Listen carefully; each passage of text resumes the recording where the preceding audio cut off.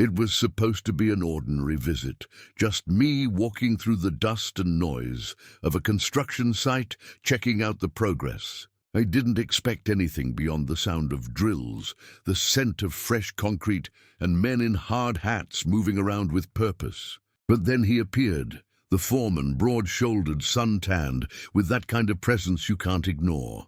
Out of nowhere, he wrapped his strong arms around me in a hug that stopped the world for a second. My chest tightened, my breath caught, and in that silence between us, I said something that would change everything. What happened after that hug is a story I never imagined I'd live through. Before I tell you what happened next, make sure to subscribe to the channel, hit the like button, and turn on notifications, because this is one story you won't want to miss. The first time I set foot on that construction site, I wasn't expecting anything more than noise, dust, and a quick check-in. The new community center had been making headlines in town, and I was curious enough to see the progress for myself. I didn't know anyone there personally, but something about the place, the activity, the sweat, the rhythm of the work drew me in. I walked through the gates in my casual clothes, sticking out like I didn't belong, but no one seemed to care. Workers shouted instructions to each other, tools clanked, and the smell of fresh cement mixed with sawdust filled the air. I was just about to turn back, convinced I was intruding, when I saw him, the foreman. He stood on a scaffold, a clipboard in one hand, his other hand gesturing with authority. His shirt clung to his body, damp with sweat, the sun highlighting the defined muscles in his arms and chest. His beard was neatly trimmed, his eyes hidden under the brim of his hard hat, but even from a distance I felt the weight of his presence. It was strange how my chest tightened, as if my body recognized something my mind wasn't ready to admit. He noticed me before I could look away. His head turned, and for a second his eyes locked on mine. I froze, my throat dry, but then he climbed down with surprising ease, weaving his way through the chaos, until he stood right in front of me. "You're not from around here, are you?" he asked, his voice low and steady, carrying the confidence of someone used to being listened to. I shook my head. "No, just curious about the project." His lips curved into a smile, the kind that softened his rugged appearance. Without another word, he reached out and pulled me into a hug. It wasn't brief or awkward. It was firm, deliberate, like he wanted me to feel the strength in his arms. I froze at first, caught off guard, but then something inside me melted. I hadn't realized how much I needed the warmth of someone else's touch until that moment. When he finally let go, I couldn't stop myself. The words slipped out before I could think. I didn't know construction sites came with surprises like this. He chuckled, a deep sound that seemed to rumble in his chest. "Guess you didn't read the fine print." His eyes held mine a moment longer, and there was something unspoken in that look. A challenge, maybe, or an invitation. I should have walked away then.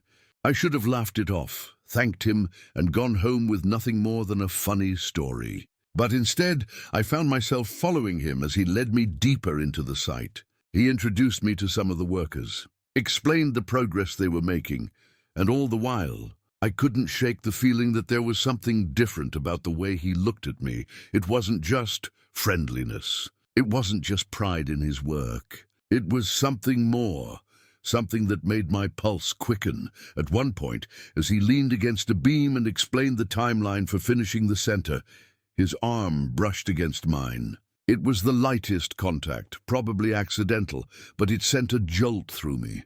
He must have noticed, because his mouth curved into that half-smile again, and his voice dropped a little lower when he spoke. "You look like you've got questions," he said. "Yeah," I admitted, my voice unsteady. "But they don't have much to do with construction." His smile deepened, and for a moment the sounds of hammers and drills faded into the background. It felt like the two of us were standing in a bubble, untouched by the world around us. I wanted to ask him what he meant by that hug, why he was looking at me like I was more than just some stranger passing through. But I didn't. Not yet. Instead, I let him lead me to a quieter corner of the site, away from the eyes and ears of the workers. He leaned against the frame of an unfinished wall, arms crossed, watching me with an intensity that made me both nervous and excited. "You know," he said slowly, "not everyone walks onto a site like this and gets a hug from me." I raised an eyebrow, trying to play it cool, even though my heart was racing. "So what made me special?" For a moment he didn't answer. He just studied me, as if deciding how much to reveal. Then he said, "Something about the way you looked at me, like you weren't here for the building at all." His words hit harder than I expected, because he was right. I hadn't realized it until then, but from the moment I saw him, my curiosity about the construction had taken a back seat to something else entirely. Something I wasn't sure I was ready to face. I opened my mouth to reply, but before I could, a loud crash echoed from across the site. Workers shouted, tools clattered, and for a split second, panic filled the air. The foreman straightened immediately, his expression shifting to one of authority as he barked orders and rushed to the commotion. I followed, my heart pounding, for reasons that had nothing to do with falling beams or spilled materials. I realized then that I was caught in something far bigger than I'd expected, and as I watched him take control of the chaos, calm and commanding, I knew one thing for certain. Walking onto that site had been no accident. Something had started between us, but I had no idea just how much it was about to change my life. The noise from the fallen scaffolding slowly faded as the workers regained control of the situation. Nobody was seriously hurt, thankfully, just a few shaken men brushing off dust and laughing nervously as the tension settled. I stood a few steps behind the foreman, watching the way he commanded the moment. His voice cut through the panic with certainty, his presence a steady anchor in the storm. And I couldn't take my eyes off him. When things finally calmed down, he turned back toward me, his hard hat tilted slightly as he exhaled. His shirt clung tighter to his chest now, streaks of dust running down his arms, but he looked unbothered, almost untouchable. "You okay?" he asked, his eyes locking on mine with a seriousness that made my chest tighten. I nodded, though my voice caught in my throat. "Yeah, you?" He gave a quick grin. "Takes more than a little chaos to shake me." Then his expression softened. "But you looked like you were ready to run." I almost laughed, but my nerves betrayed me. I thought, maybe I shouldn't be here. Maybe I don't belong. He stepped closer, brushing a bit of dust off his forearm, his gaze fixed on me in a way that left no room for doubt. "You belong exactly where you are right now." Those words hit harder than they should have. I swallowed, my palms clammy, my mind screaming with questions I didn't dare ask out loud. What did he mean? Why did he keep looking at me like that? Why did I feel like the ground beneath me was shifting every time he spoke? Before I could gather myself, one of the workers called his name. "Elias!" The sound echoed across the site, pulling him back into the job. So that was his name, Elias. It fit him, strong and grounded, like he'd been carved out of the very beams he commanded. He excused himself with a nod, striding off to address the situation. I lingered near the edge of the site, pretending to study the half-finished frame of the building, but my focus was entirely on him. Elias moved like someone who belonged to every inch of this place, and yet every time his eyes found me in the crowd, it felt like I was the only one he saw after what felt like hours, though it couldn't have been more than 20 minutes. He returned. His shirt was even more stained with sweat and dust, his hair damp beneath the rim of his helmet, but somehow he seemed larger than life. "Sorry about that," he said, his voice calm again. "Occupational hazard." "No, it's fine," I replied quickly. "I probably shouldn't have stayed." "You should have," he interrupted, his tone leaving no room for argument. "Come on, let me show you something." I followed him through the skeletal hallways of the unfinished building. Wooden beams stretched upward, sunlight filtering through gaps in the structure, painting stripes of light and shadow across the floor. Every step I took echoed faintly, a reminder of how empty the place was, and how close Elias was walking beside me. He stopped at a spot near the back where a large opening faced out over the city. From here, you could see the rooftops stretching out in every direction, the skyline blending with the horizon. It was breathtaking, but I barely noticed it at first. I was too busy watching him. This is going to be the main hall, he said, his voice carrying both pride and a hint of something softer. Hundreds of people will walk through here every week. Kids, families, people who need a safe place. I like to stand here and picture it finished. I turned to look at him fully, and for the first time I saw something beneath his steady exterior. A flicker of vulnerability, maybe even hope. Elias wasn't just building walls and beams. He was building something that mattered. And I realized that part of why he intrigued me so much was because he carried this weight with such quiet strength. "It means a lot to you," I said. He glanced at me, a faint smile tugging at his lips. "It does, and maybe that's why I wanted you to see it. You walked in here like you were searching for something. I thought, maybe this could mean something to you too." The words lingered between us, heavier than the concrete slabs waiting to be set. My chest tightened again, and before I could think, I asked, "Why me?" He held my gaze, silent for a long moment, and then he said, "Because when I hugged you earlier, it didn't feel like I was hugging a stranger." My breath caught. I wanted to answer, but the truth was tangled up inside me, caught between fear and longing. Did he know how much those words shook me? Did he feel the same electricity that was pulsing through my veins? Before I could respond, voices echoed from the front of the site, calling his name again.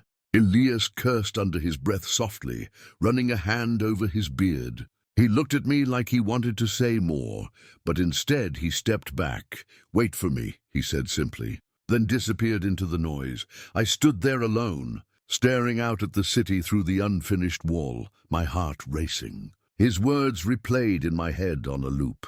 It didn't feel like I was hugging a stranger, and for the first time I admitted to myself what I'd been trying to ignore since I walked onto that site. I wasn't just curious about the construction. I wasn't just interested in watching the progress. I was drawn to him, to Elias, and I had no idea where this path would lead, but I knew one thing with certainty: I wasn't ready to walk away. I waited longer than I thought I would, standing there in that half-built hall, with beams stretching high above me and dust swirling in streaks of sunlight. The voices from the other side of the site grew louder, then quieter, then disappeared altogether. And just when I thought maybe I should leave, Elias came back. His hard hat was gone now, tucked under his arm, and his dark hair stuck to his forehead from sweat. Without the helmet, he looked less like a foreman and more like a man, younger than I had first assumed, though his presence made him seem older, heavier with responsibility. "Sorry," he said, wiping his hands on the side of his jeans. "It's never ending here." "It's okay," I replied, my voice softer than I intended. I didn't mind waiting. That seemed to catch him off guard. He tilted his head slightly, his eyes scanning me like he was searching for something I hadn't said. Then he leaned against one of the wooden beams, folding his arms, his body suddenly close enough that I could feel the heat radiating off him. "You're different," he said finally, his tone low, almost curious. I frowned. "Different how?" Elias gave a small shrug, though his eyes didn't leave mine. "Most people come here, they look at the dust, the mess, the noise, and they can't wait to get out. But you stayed, even after the scaffolding scare. Even after all the chaos, you stayed." I hesitated, unsure if I should admit the truth, but something about his steady gaze made it impossible to lie. "I stayed because of you." The words slipped out before I could stop them. My heart jumped into my throat, and I immediately regretted how raw, how exposed they sounded. But Elias didn't flinch. He just kept watching me, the corner of his mouth twitching like he was holding something back. "That's a dangerous thing to say," he murmured. "Why?" I asked, trying to sound braver than I felt. "Because if you mean it, then it changes everything," he replied. His voice was firm, but underneath it I sensed conflict, like he was testing both of us with those words. Silence stretched between us, thick and unbreakable, until the sound of a hammer dropping in the distance startled us both. Elias pushed off the beam, running a hand through his hair. "Come with me," he said abruptly. I followed him out of the skeletal hall, past the busy workers, until we reached a quieter corner of the site, where stacks of lumber created a kind of shelter. It was shaded here, the noise muffled, and for a moment it felt like we were hidden from the rest of the world. He turned to me, his expression unreadable. I don't usually do this. I keep things professional. I keep walls up. But today, with you here, I don't know. Something's different. My chest tightened again, the same way it had earlier when he hugged me. I took a step closer, searching his face for any sign that I wasn't imagining this, that maybe he felt it too. "What do you want from me, Elias?" I asked, my voice low. He hesitated, then exhaled. "I don't know. But I do know this. When you looked at me earlier, when you didn't run after that mess with the scaffolding, I felt like I wasn't alone. And that's not something I've felt in a long time." His honesty hit me hard. I realized then that behind all his strength, all his command, Elias carried something heavy, loneliness. The kind of loneliness that eats away at you, even when you're surrounded by people. "I know what that feels like," I admitted. "To be in a room full of people and still feel like no one sees you." For the first time, Elias let out a short laugh, but it wasn't mocking. It was surprised, almost relieved. "Exactly," he said. "And somehow you see me," my breath caught. I wanted to answer, to tell him he wasn't wrong, but before I could, footsteps crunched on the gravel nearby. One of the workers appeared, looking flustered. "Boss, we've got a delivery issue. They need your signature." Elias cursed under his breath, his jaw tightening. He glanced at me, then back at the worker. "I'll be there." The man nodded and disappeared. Elias lingered a second longer, his eyes on me, like he wanted to memorize the moment before it was gone. "I have to go," he said, "but don't leave yet." And then he was gone again, pulled back into the demands of the site. I leaned against the stack of lumber, my mind racing. His words, his look, the way his voice had softened when he said I saw him, it all tangled inside me, leaving me dizzy with hope and fear. When Elias returned, nearly half an hour later, the sun had shifted, painting golden light across the site. He looked tired but determined, like a man carrying too many battles at once. Without saying a word, he sat down on one of the beams beside me, close enough that our shoulders brushed. Neither of us spoke for a long time. We just sat there, listening to the sounds of the construction fading as workers packed up for the day. Finally, he broke the silence. "You make me want things I thought I'd buried a long time ago." The confession hung in the air, raw and unguarded. I turned to look at him, my heart pounding, and whispered, "Then maybe it's time to stop burying them." His eyes met mine, searching, questioning, and in that instant, I knew the walls between us were cracking. But just as I thought he might lean closer, might finally close the distance, a loud voice echoed across the site again. In calling his name urgently, he stood quickly, tension flashing across his face. "I can't," he muttered. "Not now." And with that he walked away, leaving me staring after him, my heart caught between frustration and longing. The truth was clear now. Elias felt something too, but he was holding it back, hiding it behind duty, fear, or something I didn't yet understand. And I knew I couldn't leave this story unfinished.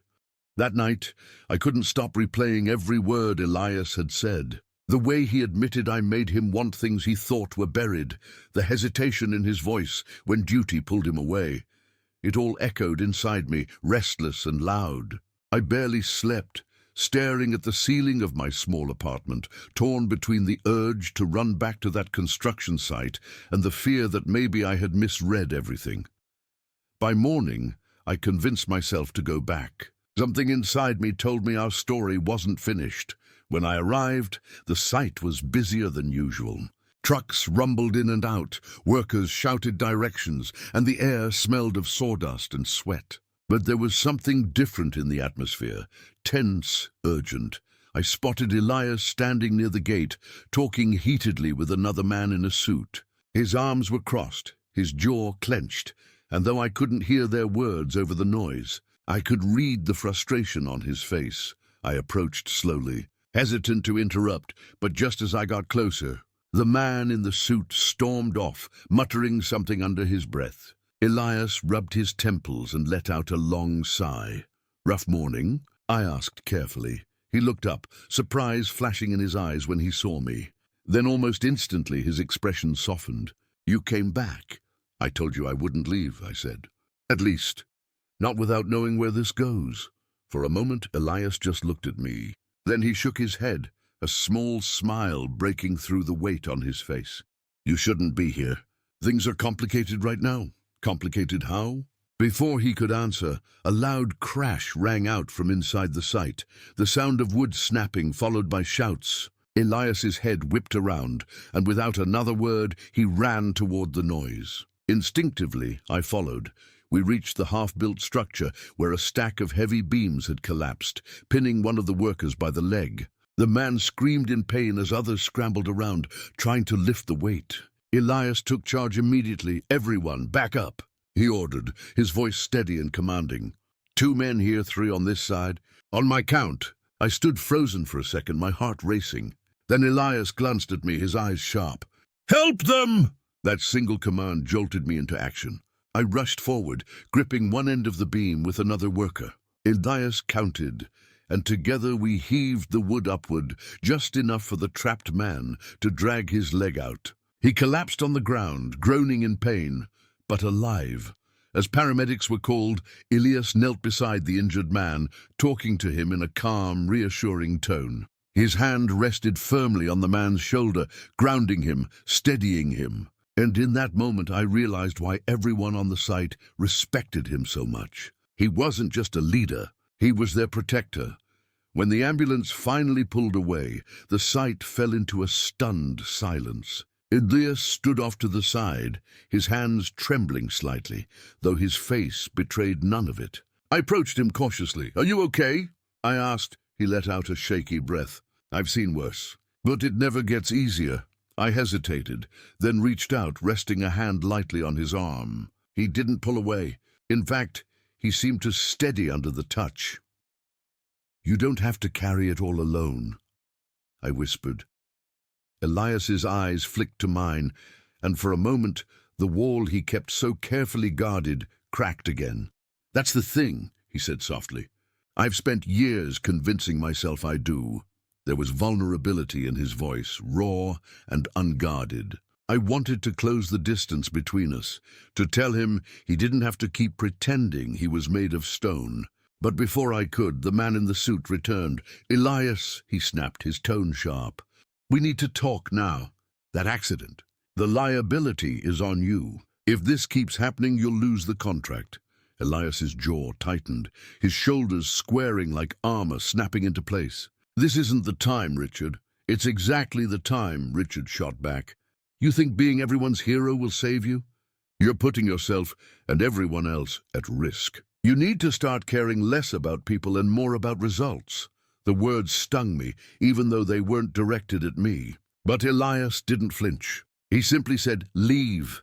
Richard glared, muttered something about personal distractions, and walked away. The phrase cut through me like glass. Personal distractions. Was that what I was to Elias? Just another weight on his already heavy shoulders? I pulled my hand back, suddenly uncertain. "He's right, isn't he?" I said quietly. "I'm a distraction." Elias turned to me sharply, his eyes blazing. "Don't say that." "Then what am I?" My voice cracked with the question. "Because I can't keep standing here, not knowing if you want me here or not." For a long moment, Elias said nothing. His chest rose and fell, his hands flexing like he was fighting himself. Finally, he stepped closer, so close that I could feel the heat of his body again, the air between us electric. "You're not a distraction," he said, his voice low and rough. "You're the only thing keeping me from breaking." The confession hit me like a thunderclap. My breath caught, my heart stumbling in my chest. I wanted to reach for him, to close the space, but before I could, one of the workers called his name again, breaking the moment. Elias cursed under his breath, running a hand through his hair. "I have to go," he said, his voice heavy, and just like before, he turned and walked away, leaving me standing there, torn between the truth he had given me and the fear that maybe it wasn't enough. But this time, I knew something for certain. He felt it too, and sooner or later, we were going to have to stop running from it. The night after the accident at the site, I couldn't stay still. I paced my apartment like a caged animal, torn between anger and longing. Richard's words replayed in my head. Personal distractions. They made me feel small, like I was intruding on Elias's carefully controlled life. But then I heard Elias's voice again, the way it cracked when he told me I was the only thing keeping him from breaking. Those two truths clashed inside me until I couldn't stand it anymore. I needed answers. The next morning I went back to the site, but Elias wasn't there. The workers said he had taken the day off, something he almost never did. I hesitated, then decided to take a chance. I knew where he lived. He had once mentioned a small house on the edge of town. By the time I arrived, the sun was low, painting the street in warm orange. His truck was parked in the driveway, and the front porch light glowed faintly. My heart pounded as I walked up the steps and knocked. The door opened, and there he was. Not in his dusty work clothes, not in the armor he wore at the construction site, but in a plain t-shirt and jeans, his hair damp like he had just showered. He looked younger, softer, and for a moment he just stared at me, as if he couldn't believe I was standing there. "What are you doing here?" he asked finally, his voice low. "I needed to see you," I said honestly. "You left me standing there yesterday with more questions than answers." "I can't keep guessing how you feel, Elias," he sighed, running a hand over his face, and stepped aside. "Come in." Inside, his house was simple. Modest furniture, a few framed photos of his crew on the walls, a stack of old books on the table. Everything was neat, controlled, just like him.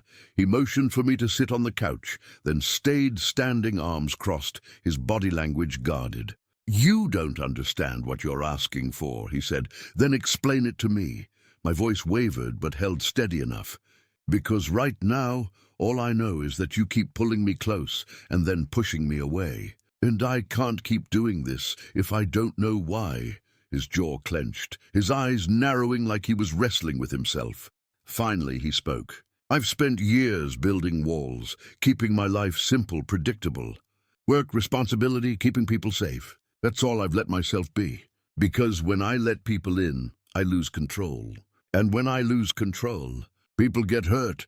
Is that what you think I am? A risk?" Elias finally moved, dropping into the chair across from me. He leaned forward, elbows on his knees, his eyes locked on mine.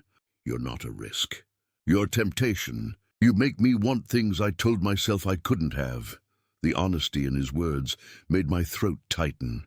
I swallowed hard. "And what if I want them too?" For the first time, Elias looked away. He stood, pacing the room like I had the night before. His hands flexed at his sides, his voice rough. "You don't know what you're asking, what it would mean if I gave in. I can't be reckless. Not with you." I stood too, my frustration boiling over. "Elias, I'm not asking you to throw your life away. I'm asking you to stop pretending you don't feel what's between us. Because I feel it every time you look at me. Every time you pull away, like you're afraid of what might happen if you stay."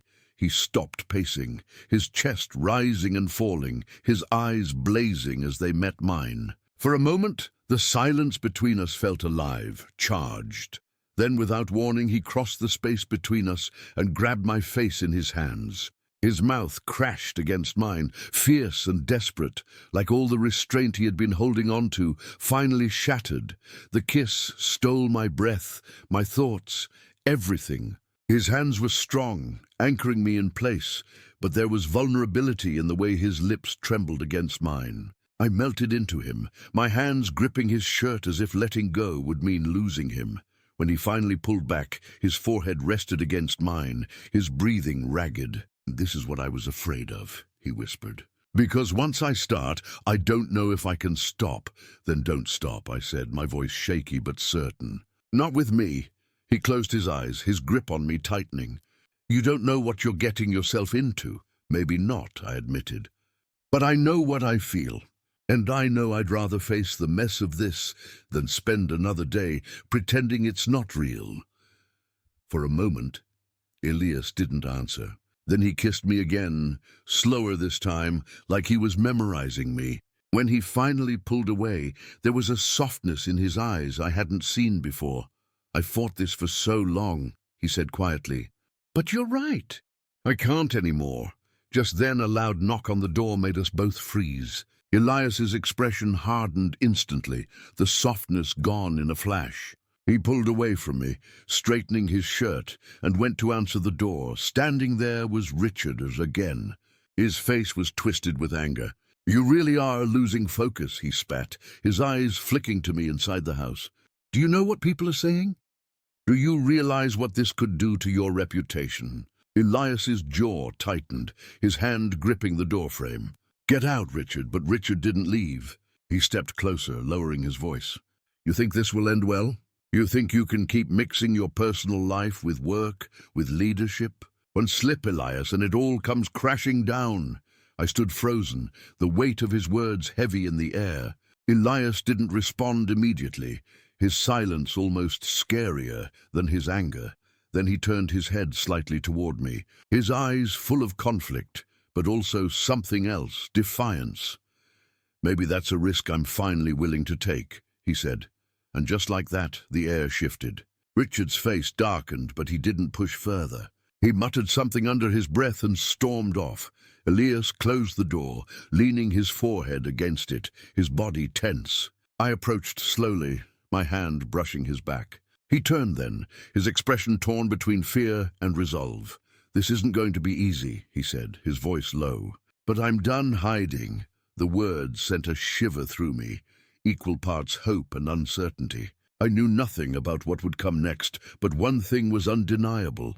Elias had finally chosen not to run, and now it was my turn to decide if I was ready to stand with him through the storm that was surely coming. The days after Richard stormed out of Elias's house felt like living in the eye of a storm. The quiet was there, but beneath it I sensed the chaos that could come crashing down at any moment. I kept waiting for the consequences, the whispers on the site, the judgmental stares, the fallout Elias had been so afraid of. But more than that, I kept replaying his words. "I'm done hiding." They had sounded like a promise. And yet every time Elias and I were together, I could still feel the tension knotting his shoulders, like a man bracing himself for impact. One evening, after another long day at work, he invited me over again. I walked into his house, and for once he looked tired. Not the kind of tired from physical labor, but the bone-deep exhaustion of carrying too much. He poured us both a drink and sat down heavily on the couch. "It's already started," he said quietly. "What has?" I asked, my chest tightening. "The rumors." Richard didn't waste time. "Word is spreading that I'm distracted, that I'm unfit to lead. Some of the men are questioning my decisions. Others just look at me differently now." My stomach dropped. "Because of me?" Elias looked at me then, his eyes soft but steady. "No, because of us." He set the glass down and leaned forward, his elbows on his knees. "But I knew this would happen. I knew the second I stopped pushing you away, the world would push back harder. And do you regret it?" The question slipped out before I could stop it, heavy with fear. He didn't answer right away. Instead, he reached for my hand, his rough fingers closing around mine. "No," he said finally, his voice low but sure. "I regret all the time I wasted pretending I didn't want this. I regret letting fear dictate my life for so long. But I don't regret you. Not for a second." The weight of his words hit me like a blow, and my throat tightened with emotion. I wanted to believe that was enough, that we could hold on to each other and it would shield us from everything else. But reality had a cruel way of testing even the strongest vows. The next day, the conflict came to a head. At the site, one of the younger workers made a comment under his breath when I walked by, something sharp and mocking. Elias heard it. Before I could stop him, he was in the guy's face, his voice booming with authority, defending me in front of everyone. "You have a problem with him. You have a problem with me," Elias barked. The entire site went silent, the only sound the wind rattling against steel beams. The young worker stammered an apology, but the damage was done. The eyes of every man there were on us, judgment heavy in the air. For the first time, I saw Elias's leadership crack under the weight of his personal choices. That night, he didn't speak much. He sat on the porch, staring out into the dark, his jaw tight. I joined him, sitting close but silent until he finally spoke. "They're not going to let this go," he said. "I can feel it. Richard, the men. They'll keep pushing until I break or until I walk away." "Walk away from what?" I asked, my voice trembling. He turned to me, his eyes reflecting the faint glow of the porch light. From the site, from the crew, from everything I've built, the thought terrified me. Construction wasn't just his job. It was his identity, his pride, the foundation of who he was. But I also knew what it meant for him to say it. He wasn't just considering giving up a career. He was considering choosing me over everything else. "Elias," I whispered, my chest aching, "I don't want you to lose yourself because of me." His hand found mine again, squeezing hard. "I'm not losing myself. For the first time, I feel like I'm finding who I really am. With you," tears stung my eyes, but I blinked them back. I didn't want him to see me fall apart when he was finally holding himself together. "Then what do we do?" I asked. He took a deep breath, his gaze steady. "We stop hiding completely. No more shadows, no more half-truths. If the world wants to tear me down, let it try. I'll face it head-on, with you by my side." The resolve in his voice sent a shiver through me. For so long, I had feared this very moment, the exposure, the judgment. But sitting there with Elias, I realized something. Love wasn't meant to be hidden. It wasn't meant to be half-lived.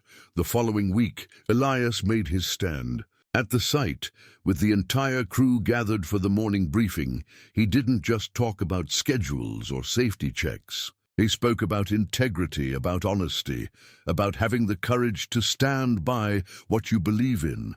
And then, without hesitation, he glanced at me, his voice strong. "That's why I'm done pretending. You all deserve the truth. I care about him. He's not a distraction. He's a part of my life. If that changes how you see me, so be it. But I won't apologize for it." The silence that followed was deafening. Some faces hardened, others softened. But in that moment, Elias stood taller than I had ever seen him, unshakable in his truth. That night, back at his house, I wrapped my arms around him, my face pressed to his chest. "You didn't have to do that," I whispered. "Yes, I did," he murmured, kissing the top of my head. "Because I'd rather lose everything than lose the chance to love you openly." The tears I had been holding back finally fell, soaking into his shirt. And for the first time, I felt what Elias had been trying to tell me all along, that love isn't about hiding from fear. It's about facing it together. The world might not accept us easily. The whispers might never fully stop. But as I looked into Elias's steady eyes, I realized none of that mattered. What mattered was that he had chosen me, and I had chosen him, and in that choice we had already won.